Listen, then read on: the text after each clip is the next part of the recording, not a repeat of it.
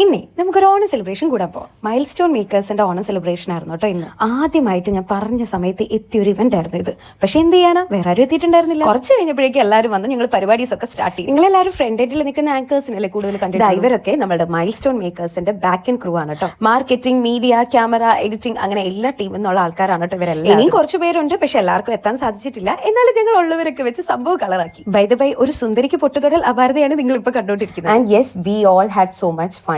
ഞങ്ങൾ ആക്ച്വലി എല്ലാവരും ഇതുപോലെ കൂടുന്നത് വളരെ റെയർ ആയിട്ടാണ്. ബട്ട് അങ്ങനെ കാണുമ്പോഴാണ് എല്ലാവരും കുറച്ചുകൂടി നന്നായി പരിചയപ്പെടാൻ പറ്റുന്നത്. അതിന്റെ ഒരു സന്തോഷം ഞങ്ങൾക്ക് എല്ലാവർക്കും ഉണ്ടായിരുന്നു. ഞങ്ങൾ എല്ലാവരും കുറച്ച് സമയം ഉണ്ടായിരുന്നെങ്കിലും ഒരുപാട് എൻജോയ് ചെയ്ത പരിപാടിയായിരുന്നു കേട്ടോ ഇത്. അങ്ങനെ ഗെയിമിംഗ് പരിപാടികളൊക്കെ കഴിഞ്ഞിട്ട് ഞങ്ങൾ നേരെ സദ്യ കഴിക്കാനാണ് കേട്ടോ പോകുന്നത്. ബാക്കി ടീം മെമ്പേഴ്സ് ഒക്കെ അവിടെ ഓൾറെഡി എത്തി. സോ ഞങ്ങൾ ഇപ്പോൾ പോകുന്നത് യാച്ച് കിച്ചണിലേക്കാണ്. അങ്ങനെ സദ്യ കഴിക്കാൻ റെഡി ആയിട്ടിരിക്കുകയാണ് ഞങ്ങള്. പിന്നെ രമ്യ ചേച്ചിയും രജനി മാം ഓൾറെഡി അവിടെ എത്തിയിട്ടുണ്ട്. പിന്നെ സദ്യയുടെ കാര്യം പറയുകയാണെങ്കിൽ സദ്യ വാസ് സോ ഗുഡ്. ഇതാണ് കേട്ടോ പ്രണവ്, നമ്മുടെ മൈൽ സ്റ്റോണിന്റെ സീനിയർ ക്യാമറാമാൻ ആണ്. അവന്റെ ലാസ്റ്റ് ഡേ ആയിരുന്നു ഇന്ന്. സോ ഞങ്ങളുടെ സെൻഡ് ഓഫ് സ്പീച്ച് ഒക്കെ ഇതിന്റെ ഇടയിൽ നടക്കുന്നുണ്ടായിരുന്നു കേട്ടോ. അങ്ങനെ സദ്യ ഒക്കെ കഴിച്ചു കഴിഞ്ഞു. ഇടയ്ക്ക് കഴിക്കുന്നതിന്റെ വീഡിയോ ഒക്കെ എടുക്കണമെന്നുണ്ടായിരുന്നു, പക്ഷെ കഴിച്ചു കഴിഞ്ഞപ്പോഴാണ് ഓർത്തത്. സദ്യ കഴിഞ്ഞ് നമ്മുടെ ബോളിയും പാൽപ്പായസവും വന്നു. ഞാൻ വളരെ റെയർ ആയിട്ടാണ് കേട്ടോ ബോളി കഴിക്കുന്നത്, പക്ഷെ ഇറ്റ് വാസ് സോ ഗുഡ്. പിന്നെ ഇത് നമ്മുടെ പത്മനാഭൻ സ്പെഷ്യൽ പായസമാണ് കേട്ടോ, അതും നല്ല അടിപൊളിയാണ്. അതും കഴിഞ്ഞിട്ടും ലാസ്റ്റ് നമുക്ക് കിട്ടിയ ഒരു ഡെസേർട്ട് കൈൻഡ് ഓഫ് ഐറ്റം ആയിരുന്നു കേട്ടോ ഇത്. എനിക്ക് അതിന്റെ പേര് കറക്റ്റ് ആയിട്ട് അറിയില്ല, ബട്ട് അതും നല്ല അടിപൊളി. ഇതാരാണെന്ന് നിങ്ങൾക്ക് മിക്കവർക്കും അറിയാറിക്കുമല്ലോ. This is chef Nalan. Food അടിപൊളിയാണെന്ന് ഞാൻ നേരിട്ട് പറഞ്ഞതാണ് കേട്ടോ. അങ്ങനെ ഇന്നത്തെ കലാപരിപാടികളൊക്കെ കഴിഞ്ഞ് ഞാൻ വീട്ടിലെത്തി. അപ്പൊ അത്രേ ഉള്ളൂ. ബൈ.